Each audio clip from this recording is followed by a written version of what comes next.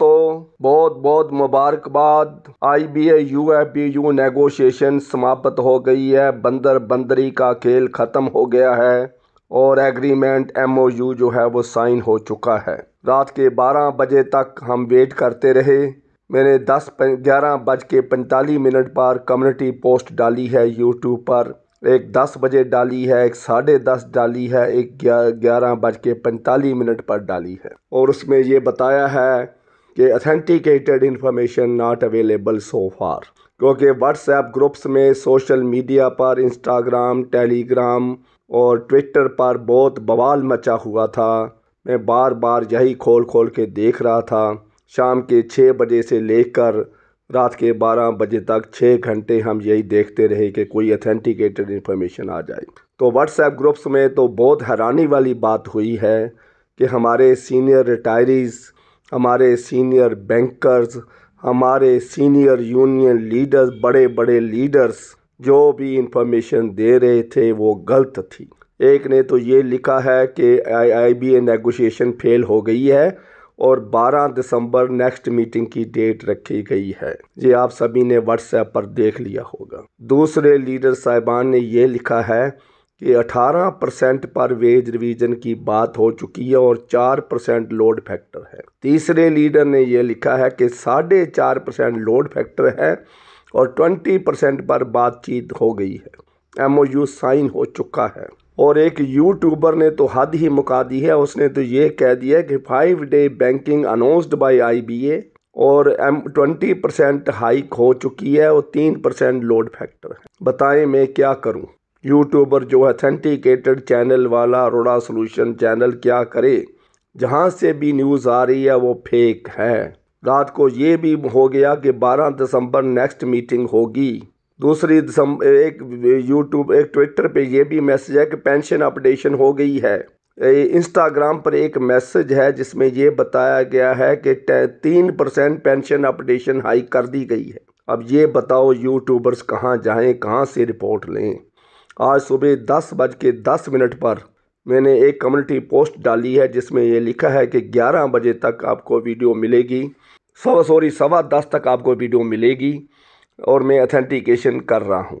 तो अभी जब मैंने IBA के एम्प्लॉइज़ से बातचीत करी, कुछ यूनियन लीडर से बातचीत करी, कहीं से भी इंफॉर्मेशन कलेक्ट करके आज मैं 10:32 पर वीडियो बना रहा हूं, क्योंकि मेरी तसल्ली हुई है। हाँ जी, एग्रीमेंट हो गया है। हाँ जी, ऐसे 17% पर हुआ है। 3% लोड फैक्टर है। Ex gratia to pensioner and family pensioners है और इसमें जो पेंशन की जो है वो हमारे हाथ में वो पकड़ा दिया है, वो आप सभी जानते हो। पेंशन अपडेशन की हम बात कर रहे थे। 30 साल के बाद पेंशन अपडेशन हो रही है, उसके लिए हमें ये इनाम मिला है कि एक्स ग्रेशिया पेमेंट ये कितनी हो जाएगी अभी तक अंडर कंसिडरेशन है। अभी उन्होंने 1000, 2000, 5000 ये कुछ नहीं बताया है। क्या ये सेंट्रल गवर्नमेंट पैटर्न पर करेंगे? 60 साल की 5%, 70 साल की 10%, 80 साल की 20% इंक्रीज़ होती है, ऑटोमेटिक इंक्रीज़ होती है। जो पेंशनर की एज बढ़ती जाती है पेंशन अपने आप अपडेट होती जाती है। एक और भी व्हाट्सएप में मैसेज आया था कि पेंशन अपडेशन 1% इंक्रीज़ के साथ हो गई है। अब मैं क्या करूं कि रात के 6 घंटे में बड़े बड़े लीडर साहिबान की बातें सुनकर, उनका व्हाट्सएप मैसेज सुनकर हैरान हो रहा था पढ़कर। एक लीडर का मेरे को रात के 11:30 बजे मुंबई से फ़ोन आया है कि अरोड़ा जी ऐसे ऐसे हो गया है, 18% पर हो गया है, तो इतना लोड फैक्टर है और इसकी वीडियो डाल दो। तो मैंने कहा नहीं भाई, जब तक ऑथेंटिकेट नहीं करता मैं नहीं डाल सकता, लेकिन आपकी वैल्यू रखता हूँ मैं। आपने जो रिपोर्ट दी है वो ठीक ही होगी, लेकिन वो भी गलत थी। 18% पर एग्रीमेंट नहीं हुआ है। Agreement is at 17% increase. 3% load factor की जो बात है ये बहुत कम है। पहले ही मैंने कहा था कि लोड फैक्टर जो है 4% से ऊपर जाना चाहिए। 4% से बेसिक प्लस DA प्लस 4%, तब नई बेसिक पे बनेगी। उसके ऊपर 17% इंक्रीज़ होनी चाहिए, तब हमारे को घुमा फिरा के 22% मिलता है। अगर नहीं है, लोड फैक्टर कम होता है तो 22% तक जाना चाहिए। क्योंकि IBA जो हमारे पास इंफॉर्मेशन थी कि IBA 22 तक जाने को तैयार है। अगर 2.5% लोड फैक्टर रह जाता, जैसे उन्होंने ऑफ़र लगाई है 2.5% लोड फैक्टर की, तो IBA 22 तक जाती और 3% लोड फैक्टर के साथ भी IBA को 22 तक ले जाया जा सकता था। अगर ये एक बार भी ये खड़े हो जाते कि हम नहीं करते, हमें ये मंजूर नहीं है। दूसरी ये बात, ये हम इंडेफिनिट स्ट्राइक की धमकी खड़े खड़े दे देते तो भी बात बन सकती थी। 22% पर इमीडिएटली वो पहुंच जाते, क्योंकि पीछे से उनको ग्रीन सिग्नल था 22% का, जो मेरी इन्फॉर्मेशन है। आई मे बी रॉन्ग, मैं भगवान नहीं हूँ, मेरे को खुदा नहीं हूँ कि मैं सच्ची हूँ, पर जो मेरी इन्फॉर्मेशन है वो भी गलत नहीं हो सकती। वो गलत होना बहुत मुश्किल है कि 22% तक वो लेके बैठे हुए थे। अगर 2.5% लोड फैक्टर रहेगा, कंडीशन साथ ये थी। इन्होंने लोड फैक्टर 3% कर लिया, और लोड फैक्टर कैसे बनता है ये मैंने वीडियो डाली हुई है। कल ही मेरी वीडियो देखी, 62,000 लोगों ने ये वीडियो देखी है, और उसमें ये बताया गया है कि लोड फैक्टर क्या होता है, परसेंटेज इंक्रीज़ कैसे होती है, ये सारा मैंने वीडियो में बताया है। Basic plus DA plus load factor का न्यू बेसिक पे बनती है, उसके ऊपर 17% अलाउंसेस बढ़ेंगे। और दूसरी ट्रेजेडी ये है कि जो एक्स ग्रेशिया है, जो बढ़ाई है पेंशनर्स के लिए, that is one time increase. It will not attract any dearness allowance, any type of increase, किसी तरह का भी इसके ऊपर कोई लोड और नहीं पड़ेगा, डियरनेस अलाउंस भी इसके ऊपर नहीं मिलेगा। तो देखो भाइयों, ये एक धक्का ही है, इनजस्टिस है। 30 साल से ये पेंशन रिवीजन नहीं हुई है, तो उसके बारे में ये हाल है। और अभी भी उसके बारे में जो 31/10/2022 तक रिटायर हो चुके हैं, जो रिटायरी हुए हैं, रिटायरमेंट ले चुके हैं 31 अक्टूबर 2022 तक, उनके ऊपर ये एक्स ग्रेशिया लागू है। लेकिन ये बाकी जो है उनके बारे में बातचीत रहेगी। 180 दिन का टाइम उन्होंने मांगा है, 6 मंथ्स टाइम उन्होंने ले लिया है उसके बारे में। जो करंट रिटायरीज हैं उनके बारे में सेटलमेंट, और जो एग्रीमेंट हुआ है उसका सर्कुलर आते आते भी कई महीने लग जाएंगे। तो एक्स ग्रेशिया कितनी देनी है, 2,000 देनी है कि 5,000 देनी है, ये अभी तक फाइनल नहीं हुआ है। तो देखिए भाइयों, कोई कहता। दूसरी बात जो है, आज की जो इंक्रीज़ है उसके बारे में मैं बताना चाहता हूँ। उसको उनका जो MOU का लेटर है मैं पढ़ के सुनाता हूँ। ये MOU में क्या लिखा है देखिए। एक तो इनका लेजिबल ही नहीं होता है। मैंने एक लेजिबल कापी मंगवाई है जो पढ़ी जा सकती है, तो उसके बारे में मैं आपको पढ़ के सुनाता हूँ। देखिए, ये कहते हैं memorandum of understanding between IBA and UFBU, ये सारी सिंपल बातें हैं। दूसरी लाइन में ये लिखा है कि ऑफिसर्स में और वर्कमैन यूनियन में ऐसा ऐसा हुआ है। और तीसरी कहानी ये लिखी है कि 1/11/2022 से 5 साल के लिए लागू है। पहली बात तो ये देखिए, 5 साल का लिए, पहले ये एग्रीमेंट 3 साल का होता था, बाद में 4 का हुआ, और राजीव गांधी के टाइम में ये 5 साल का हुआ था। तो वापस हमारे को 3 साल पर आना चाहिए। Annual increase salary 17%, annual pay slip components. और उसके बाद उन्होंने ये लिखा है कि 12,449 करोड़ 12,449 करोड़ का जो बैंक के ऊपर बर्डन पड़ जाएगा, including SBI। State bank of India का एक एग्रीमेंट स्पेशल होता है। जब ये एग्रीमेंट फाइनल हो जाएगा तो उसके बाद जो SBI की यूनियन है, officer union and clerical union, दोनों ही अपने मैनेजमेंट के पास जाएंगे और ये हर बार ये बताते हैं कि हमारा ये एग्रीमेंट हो गया, हमारे को आप क्या देना चाहते हो। तो SBI मैनेजमेंट जो है अपने एम्प्लॉइज़ को, ओनली टू SBI एम्प्लॉइज़ 2-3% और भी देती है। हर वेज रिवीजन में स्टेट बैंक ऑफ इंडिया कोई ना कोई स्पेशल अलाउंस ले जाता है, कंपनसेटरी अलाउंस ले जाता है, कंप्यूटर अलाउंस ले जाता है, किसी न किसी शेप में उसको दिया जाता है। ये आप सभी को पता है कि स्टेट बैंक ऑफ इंडिया में 3 बेनिफिट हैं, pension, contributory provident fund and gratuity. और इससे पहले 2 तरह के बोनस हुआ कर, सभी बैंकों में एक बोनस मिलता था। SBI में बोनस एंड कस्टमरी बोनस 2 हुआ करते थे। और SBI का जो ओवर टाइम था 120 घंटे हुआ करता था साल में, जबकि बाकी बैंकों का 70 घंटे हुआ करता था। तो इसलिए SBI के जो स्टेनो का अलाउंस है बाकी बैंकों के स्टेनो के अलाउंस से ऑलमोस्ट डबल है। इसका जो हेड कलर का अलाउंस है वो बाकी बैंकों से ज़्यादा है। स्पेशल असिस्टेंट का अलाउंस बाकी बैंकों से ज़्यादा है। ऑफिसर्स को 4 एडवांस TO और PO ट्रेनिंग ऑफिसर और प्रोबेशनरी ऑफिसर दोनों को 4 एडवांस इंक्रीमेंट मिलते हैं बाकी बैंकों के कंपैरिजन में। 4 एडवांस मिलकर उनकी जो है फिक्स बेसिक पे फिक्स होती है। तो 31 दिसंबर 79 तक जो क्लरिकल स्टाफ था उनको भी 2 इंक्रीमेंट एडवांस मिलते थे। 1 जनवरी 80 के बाद जो आए हैं उनको नहीं मिला है। तो मेरे जैसे लोगों को कोई एडवांस इंक्रीमेंट नहीं मिला है। बाकी जो मेरे से पहले के क्लरिकल स्टाफ था वो भी एडवांस इंक्रीमेंट ले गया है। तो सभी जगह पर जो इनका जो हेड मैसेंजर है, स्टेट बैंक ऑफ इंडिया का मैसेंजर और हेड मैसेंजर का अलाउंस भी बाकी बैंकों के 84 से पीएन से ज़्यादा है। तो आज मैं बात कर रहा था, मैंने बताना इसलिए जरूरी समझा कि इसमें इंक्लूडिंग एसबीआई लिखा है, इसलिए मैंने बताना जल्दी बताना ठीक समझा है। उसके बाद जो है न्यू पे scale will be constructed and merging DNS allowance. देखिए जो 3% लोड फैक्टर है वो आफ्टर मर्जिंग ऑफ 8088 पॉइंट्स है, जबकि ये भी गलत है। 8088 पॉइंट गलत है। ये 31/10/2021 का डीए है। कितनी गलत बात है।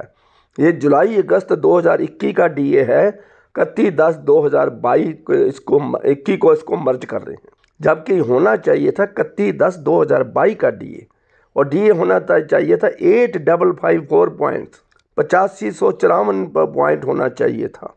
8088 डीए क्यों मर्ज किया गया, इसका क्वेश्चन है। It can be challenged in court. Court में इसको चैलेंज किया जा सकता है, जबकि हम 31/10/2022 का एग्रीमेंट ख़त्म हुआ है, तो हम पिछले साल का डीए क्यों उठा रहे हैं।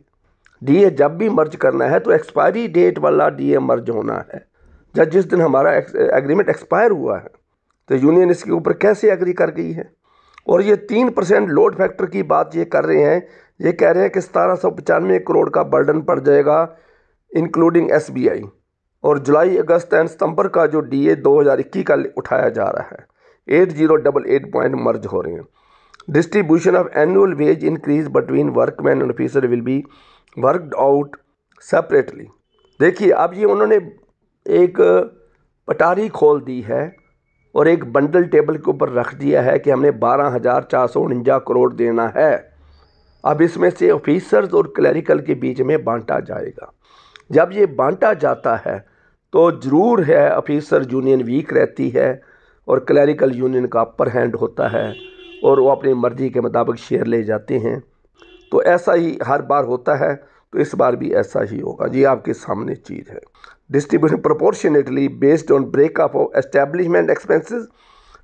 एस्टेब्लिशमेंट एक्सपेंसेस जिसमें से लेस किए जाते हैं without prejudice to the demand of union association updation of pension for all retirees. It is also agrees that one time agreement, ये वन टाइम मैयर है, बार बार इंक्रीज़ नहीं होगा, हर महीने इंक्रीज़ नहीं होगा, हर साल इंक्रीज़ नहीं होगा। इसके ऊपर डीए नहीं मिलेगा, इसके ऊपर महंगाई भत्ता किसी तरह का कोई भी अलाउंस नहीं मिलेगा। 31/10/2022 की जो रिटायरी हैं उनको ही मिलेगा। तो फाइनेंशियल फर्दर जो बर्डन कितना पड़ेगा ये डिस्कस फर्दर होगा।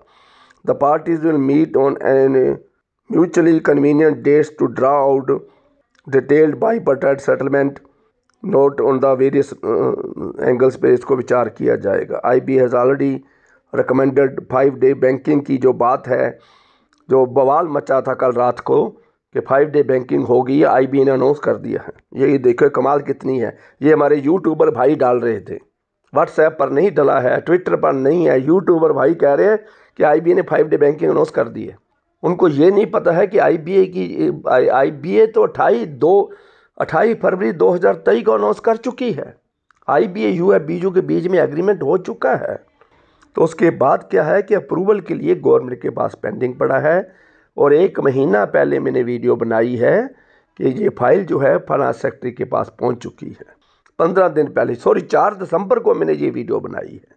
4 दिसंबर को मैंने ये वीडियो बनाई है। पहले अंडर सेक्रेटरी से डिप्टी सेक्रेटरी के पास गई फाइल, 1 महीना पहले ये वीडियो बनी है। उसके बाद 4 दिसंबर को जब मेरे को रिपोर्ट मिली, जब मैंने नॉर्थ ब्लॉक से टेलीफोनिकली इन्फॉर्मेशन ली, तो मेरे को ये पता चला कि फाइल सेक्रेटरी फाइनेंस के पास पहुंच गई है।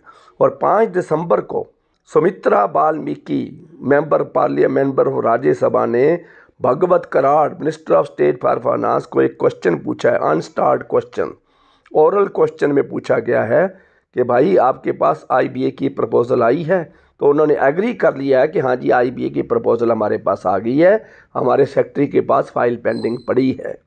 इसका मतलब जो हमारी इंफॉर्मेशन थी, जो हमारी वीडियो है, बिल्कुल सच है, अथेंटिकेटेड है। जो north block ministry of finance ने मेरे को इन्फॉर्मेशन दी है वो 100% सच है। सेक्रेटरी फाइनेंस के पास फाइल पहुंच चुकी है। Now this will file go to on the finance minister's table. अब इसके बाद उसने जाना है। अब रही बात, दूसरा क्वेश्चन ये था कि इसको कब इम्प्लीमेंट करोगे, तो उसका जवाब फाइनेंस मिनिस्टर ने गोलमोल दे दिया है। तो हम आगे चलते हैं, आज की बात करते हैं।